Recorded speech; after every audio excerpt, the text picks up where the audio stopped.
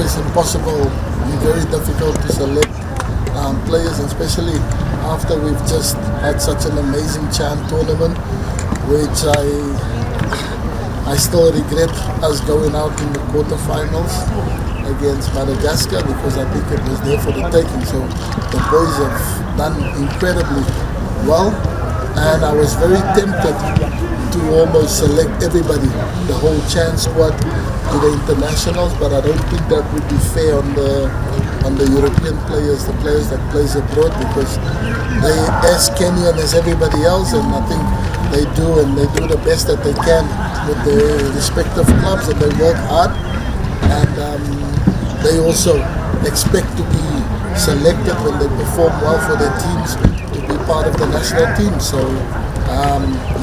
I had to kind of balance the books.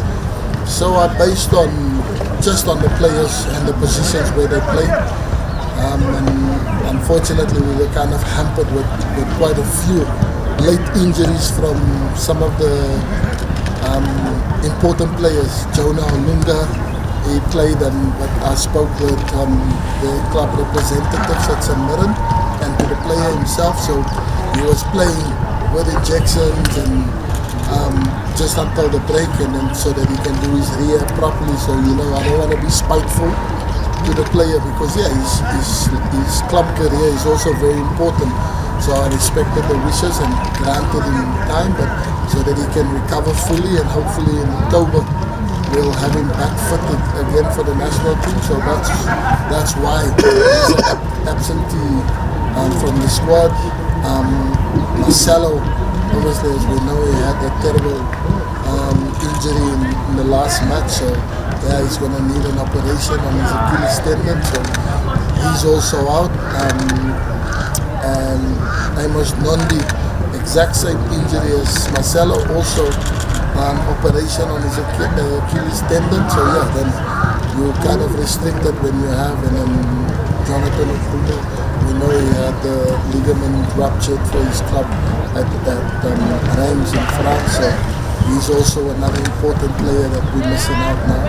So then you kind of select based on players who's been playing since the season started, and then that's how the squad came to be selected. And obviously the boys from the CHAN tournament, everybody's done well, so it's kind of unfair to say the ones who's here was the best ones and the ones who's not here. It's just because some of the positions that you have in the team clashes with some of the international players, so you have to make the tough decisions, and those are the reasons why you see the players that's here part and parcel. But I'm proud of everyone, and the players that's been excluded, they are still part and parcel of the team, and they just need to go back and play for their clubs, and then when the time comes, if they do well for their clubs, the door's always open to the national team.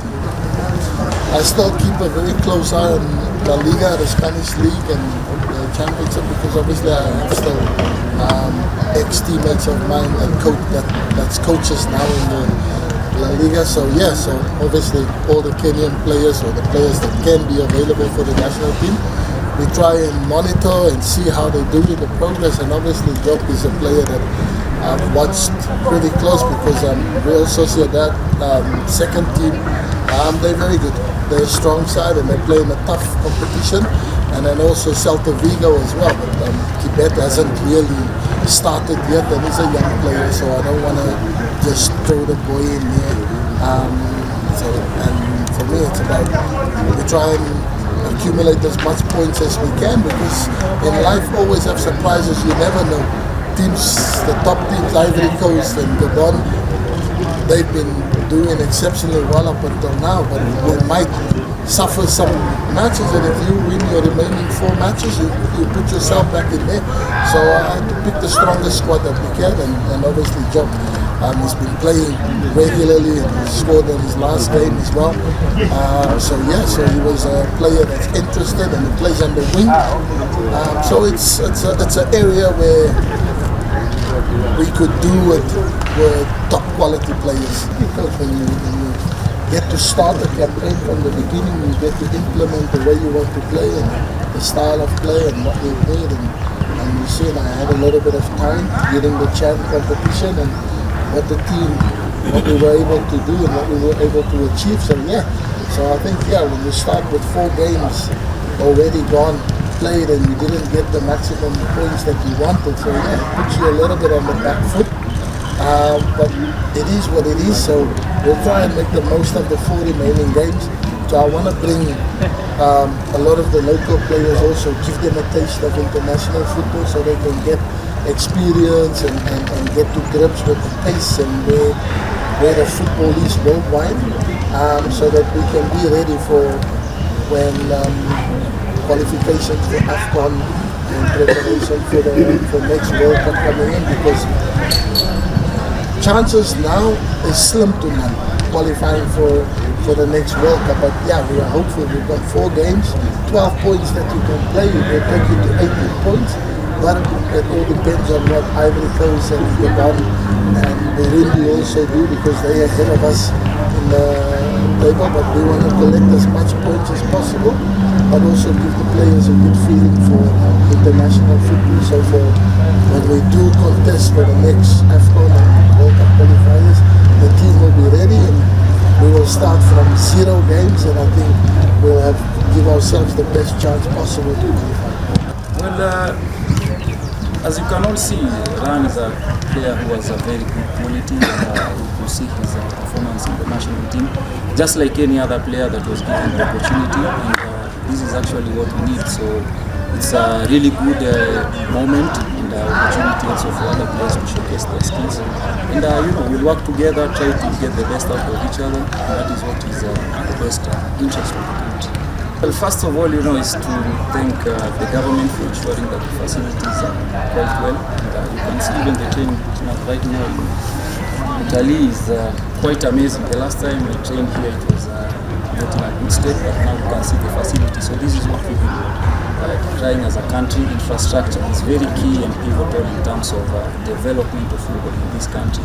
And kudos to the government for supporting every way possible so that these stadiums, these training facilities, they can be to top level for the players to perform. And also just a big thanks and shout out to the fans who really turned out in large numbers to support Kenya for all the games that they played. It's really motivating to see the turnout, and I hope that they can continue to support the national team, and not even the national team. We also urge them to come in the local league matches to support the clubs. Let it not just end with the national team. Let also support our locals club, so that they can also get revenues from the gate collections. They can also give the players the exposure to these high level kind of games, because with this kind of atmosphere, then you get the best out of the players. About the Gambia game, of course, you saw how the first leg went. It's a good team. It's a team with also quality players. So it was a difficult game, and we expect the same kind of performance from them. But right now, the team is in good spirits, the players are motivated, the fans are really gearing up to support us, and I believe we are going to replicate a good performance like you saw in China.